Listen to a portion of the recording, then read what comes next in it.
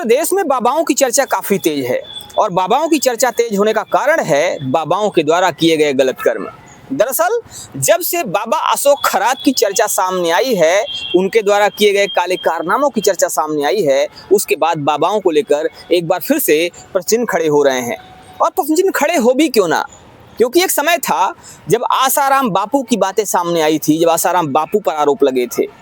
देश ने किसी तरह से उनका नाम भुलाया, देश ने किसी तरह से उनके द्वारा किए गए कर्मों की बात नकार दिया या भूल गए। लेकिन जब एक बार फिर से ही चर्चा सामने आती है तो लोग कहीं ना कहीं प्रश्न खड़े करते हुए दिखाई देते हैं कि आखिर ये क्यों और कब तक। अशोक खरात के 58 से ज़्यादा वीडियो के सामने आने की बात कही जा रही है। कहा जा रहा है कि उनके लगभग 58 से ज़्यादा वीडियो ऐसे हैं जो कि आपत्तिजनक हालत में हैं और काफ़ी बड़े बड़े लोगों के वीआईपी लोगों के हैं। अब इसकी सच्चाई क्या है, इस पर हम कोई बयान नहीं देते हैं। इसकी सच्चाई क्या है, इस पर हम कोई भी पुख्ता प्रमाण नहीं देते हैं, कोई इस पर बात नहीं करते हैं। लेकिन फिलहाल मामला जो भी है ये चर्चा का विषय बना हुआ है और उस पर प्रश्न खड़े हो रहे हैं। इसी विषय पर बात करने के लिए हमारे साथ में वरिष्ठ पत्रकार शीतला तिवारी जी और साथ ही साथ वरिष्ठ पत्रकार भालचंद्र पांडे जी। हम इन दोनों से बात करेंगे और समझने की कोशिश करेंगे कि आखिर ये चर्चाएं क्यों हैं, ये चर्चाएं तेज क्यों हैं और इन चर्चाओं के क्या मायने हैं। क्या अशोक खरात के साथ में जो महिला की बात की जा रही है, क्या वो बात सही है या महज अफवाह है। हालांकि जिस महिला की बात की जा रही है, जिस महिला के तथाकथित वीडियो की बात की जा रही है, उस महिला ने एक प्रेस कॉन्फ्रेंस के दौरान लोगों से बयान देने के दौरान ये भी कहा है कि बातें पूरी तरह से झूठ हैं और उनका बाबा के साथ कोई ऐसा संबंध है ही नहीं। फिलहाल आइए बात करते हैं यहाँ मौजूद पत्रकारों से और समझते हैं कि आखिर इस पर उनकी क्या राय है। क्या कहते हैं तिवारी जी, जो वर्तमान में परिस्थितियां देखी जा रही हैं, जो वर्तमान में बातें सामने आ रही हैं, उन बातों को लेकर आपका क्या कहना है? देखिए, सबसे पहले हमारे सभी भाइयों को बहुत बहुत प्रणाम, नमस्कार। मैं आपको बता दूं कि बाबा के बारे में परिचय। बाबा जो है मर्चेंट नेवी से जो है रिटायर हुए और वो बन गए बाबा। मैं आपको बता दूं कि दर्शकों की आप समझ लीजिए कि समय समय पर जो है हमारे भारत में, देश में जो है एक एक बाबा जो है उत्पन्न होते रहते हैं। ये जो अशोक भोंदू और ये खरात नाम के जो ये बाबा हैं उत्पन्न हुए हैं, यह तांत्रिक बाबा हैं। तांत्रिक मतलब तंत्र मंत्र के माध्यम से जो है यह एक पूजा पांडे जी होती है, योनि पूजा। बहरहाल इस पूजा के बारे में जो है हमको ज़्यादा नॉलेज नहीं है, लेकिन बाबा यह बताते हैं योनि पूजा करवा करके और वह जो है पतियों को लंबी उम्र की कामना करवाते थे। ऐसा कह करके अब उसमें कहा जा रहा है, SIT जो जाँच करे, जो खुलासे उसमें आए हैं, उसमें कहा जा रहा है कि बहुत सारे लोगों को जो है उन्होंने अपना शिकार बनाया है। जैसा आपने बताया कि इसमें जो है 58 से यानी 58 से ज्यादा क्या, सैकड़ों आप मान के चलिए कि तमाम जो है अश्लील उनके वीडियो जो है वह मिले हुए हैं। इनके पत्नी का नाम जो है कल्पना है, बेटी के नाम जो है सृष्टि है। तो पत्नी बेटियों के नाम अरबों की संपत्ति यह जो है महाराष्ट्र के नासिक के सिन्नर में जो है इन्होंने बनाया है और वही जो है मंदिर और ट्रस्ट इनका जो है वहीं से पूरा इनका कारोबार जो है चलता था। एक 35 वर्षीय महिला पांडे जी, वह जो है उसके साथ 3 बार इन्होंने ब्लैकमेलिंग करके उसके साथ बलात्कार किया। उसने जाकर के पुलिस में शिकायत की और उसके बाद जो भी इनके आश्रम में, यानी इनका जो रूम होता था, गुप्त कोठरी, काल कोठरी मान के चलिए उसको, वहां से जो भी उन लोगों ने फोटो और वीडियो बनाए थे, सारे वीडियो सार्वजनिक कर दिए। SIT काफी दिन तक पूछताछ करके उसके बाद जो है अब बाबा को जो है जेल में डाल दी है। क्या लगता है आपको, अब आगे बताइए आप। तो बाबा को जेल में डाल दिया गया है और जैसा कि आपने बताया कि इनके पास पत्नी और बेटी के नाम करोड़ों की संपत्ति है, तो आपको बता दें कि इनके पास लगभग 1500 करोड़ रुपए तक की संपत्ति की बात की जा रही, जो आकलन किया गया अभी तक।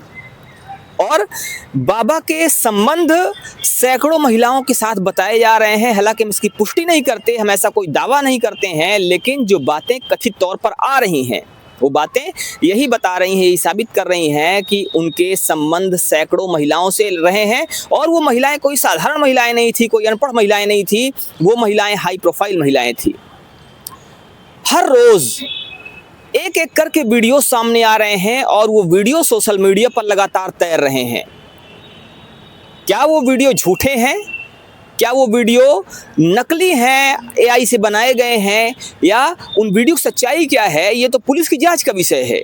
लेकिन अगर वो वीडियो सत्य हैं तो आखिर इतना बड़ा ब्लंडर कैसे हो सकता है, इतना बड़ा मिस्टेक, या ये कहा जाए कि बाबाओं के नाम पर, बाबागिरी के नाम पर ये चीज़ें कैसे हो रही हैं और इस पर पहले से कोई रोक क्यों नहीं लगाई गई?